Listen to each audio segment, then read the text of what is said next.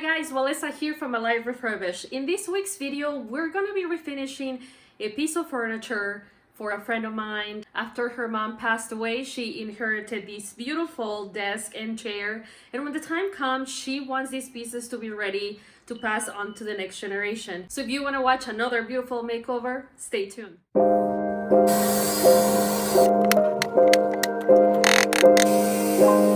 I wish I had taken a better video of this, but you can tell that this desk needs a lot of love, and so does this chair. My friend wiped the piece down before dropping it off. I'm just gonna head straight to stripping the top of it. The reason why I'm stripping the top and not sanding it is because I want to be extra cautious because I know how special and how meaningful this piece is to my friend. And I just don't want to risk going through the thin layer of wood veneer that the centerpiece of this table is made of by sanding through it. So I guess I'm being extra cautious here and just stripping it. Just a quick reminder that to prevent the citrus strip from drying out, apply a generous amount and then use a plastic spatula to scrape it off. And to wash off any of the residue that was left from the citrus strip, use steel wool and mineral spirits.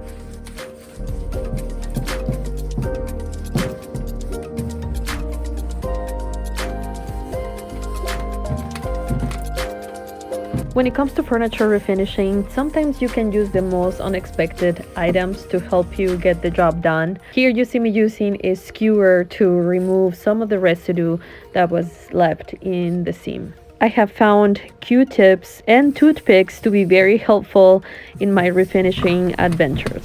Now that I have wiped off any excess mineral spirits, we're gonna let it dry overnight. Even though the citrus strip did an excellent job getting rid of the previous finish, I still like to do an extra fine sanding round to the surface. And after I'm done with sanding this part, I'm gonna give the rest of the piece a good clean so that I can start giving it a scuff sand. For the first cleaning round, I used Dawn dish soap with water and gave everything a really good wipe.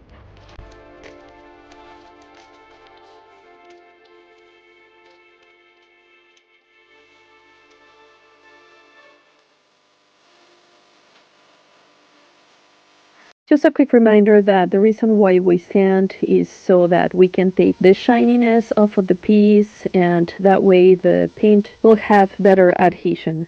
For any flat surfaces, I love using 120 grit on my orbital sander, but for these grooves that you see here, I'm using my Surf Rep sanding system, which also works great on these curvy legs.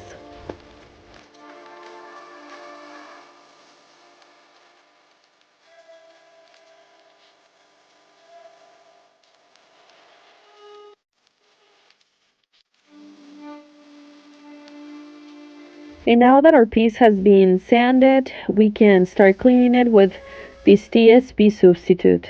On this particular piece, I need to pay close attention to those grooves. If there is any dust that has settled there that doesn't get removed, it could potentially ruin my new finish. So I am using a brush and just making sure that I go through all of it. Since the top of this desk is gonna get stained and the rest of it is gonna be painted, I'm gonna be priming first, and to protect the top from any overspray, I'm using this plastic painter's tape.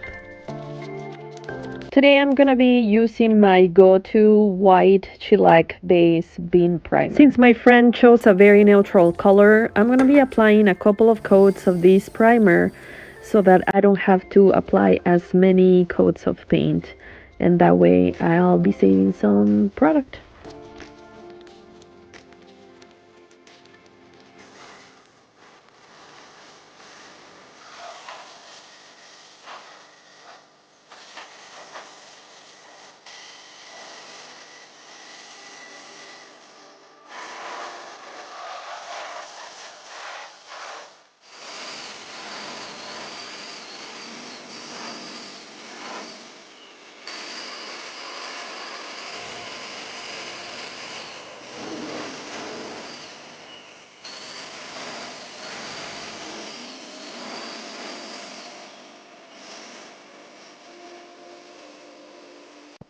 And since I'm going for a silky, smooth finish, I'm sanding between each primer coat and paint coat.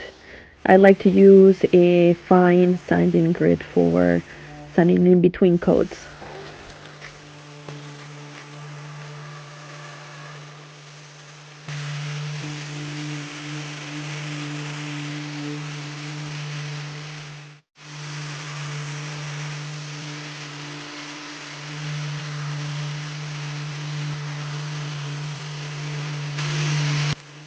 And after I'm done removing the dust I just created with sanding, I can start painting. My friend chose this beautiful neutral color called Champlain from Fusion Mineral Paint. I'll be applying 2 coats.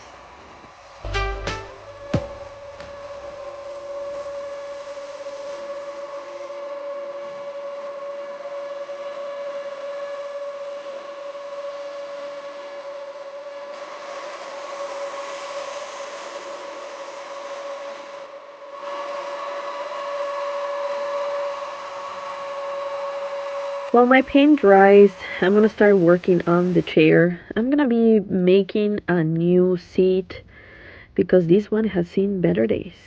The wooden frame is gonna serve me as a guide to cut a new seat. Before I get to that though, I need to prep this piece as well. And when I flipped the chair upside down, I saw that there was this gouge of wood that was missing. Nothing that was compromising the sturdiness of the chair. It's just something that's more aesthetically unpleasant.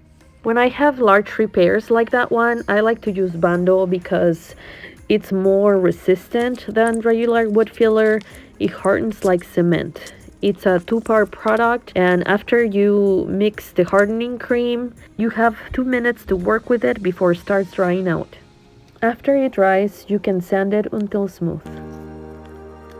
And now that the repair is done, I can start priming and painting my chair.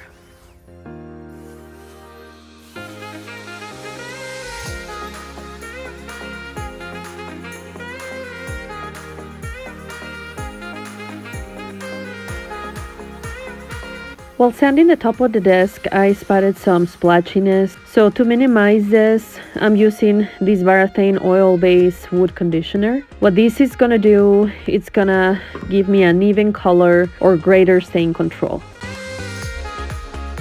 Apply the conditioner across the grain until the wood is saturated on top, and then wipe the excess wood conditioner off in the direction of the wood grain.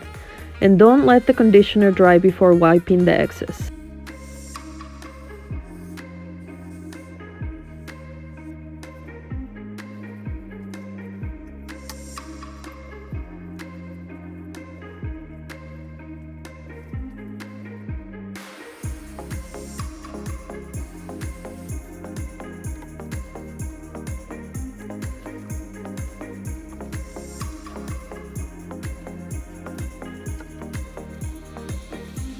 Allow the conditioner to penetrate for 30 minutes before staining.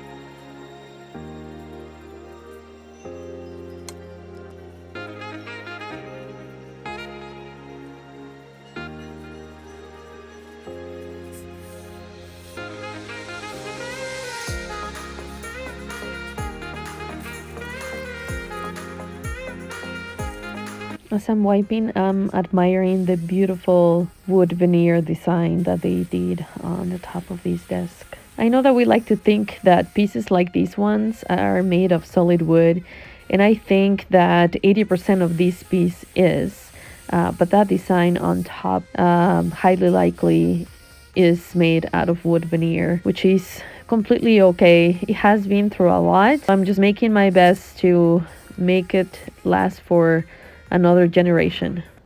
Remember that we need to build a new seat for our chair, so we use the previous frame as a guide to measure this new one that we need to cut out.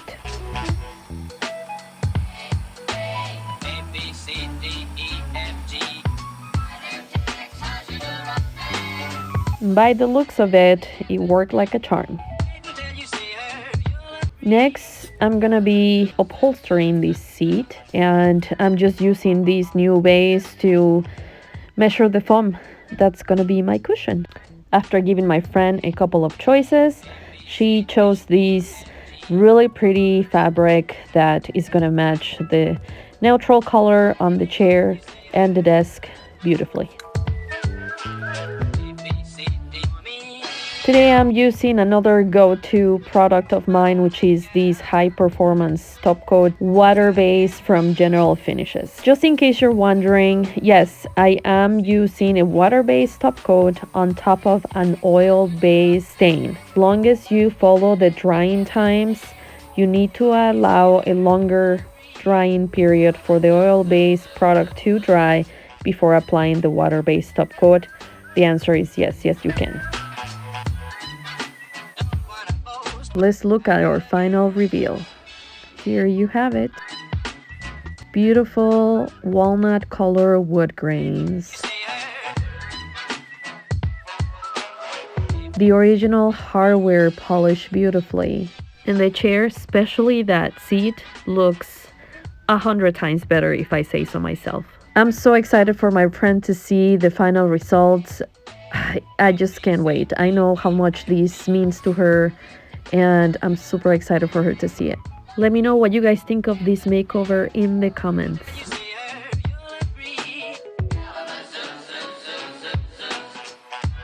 Thank you so much for watching. I hope that you enjoyed this week's video. As always, don't forget that just like there is hope for these pieces of furniture, it doesn't matter how tough things get, there's always hope for you. Please remember to subscribe, and if you already did, don't forget to turn on your notifications button so you don't miss out next time I post a video. Until next time.